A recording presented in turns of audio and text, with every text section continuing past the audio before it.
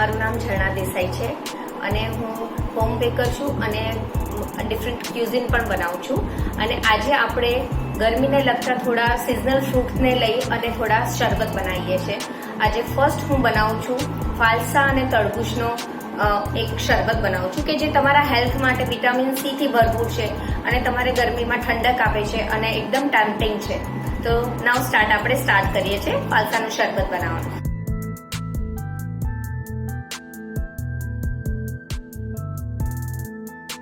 તો એના માટે મેં 100 ગ્રામ ફાલસા લીધા છે.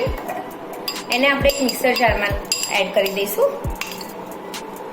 પછી એની સાથે આપણે લઈશું તરબૂચ છે, તો તરબૂચને બી મિક્સી જારમાં આપણે એડ કરી દઈશું.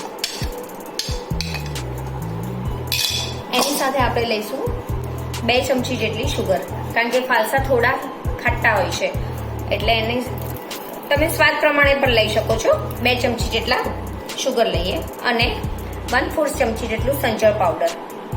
આની જગ્યાએ તમે ચાટ મસાલો પણ લઈ શકો છો, કંઈ પણ લઈ શકો છો.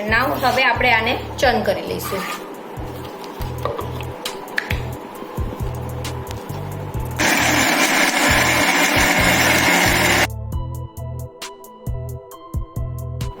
આ બનાવેલો જે પલ્પ છે આપણે એને ગળણીથી બરાબર ગાળી લઈશું, તો એના જે છોતરાનો ભાગ અને જે એના બિયાનો ભાગ છે આ અલગ થઈ જશે અને એક સ્મૂથ શરબત તૈયાર થઈ જશે.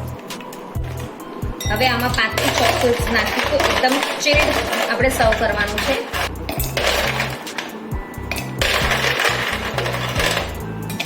ચાર 5 પુદીનાના પાનને આપણે આમ હાથથી તોડીને એડ કરીશું અને આપણે બનાવેલું જે શરબત છે આમાં પોર કરીશું.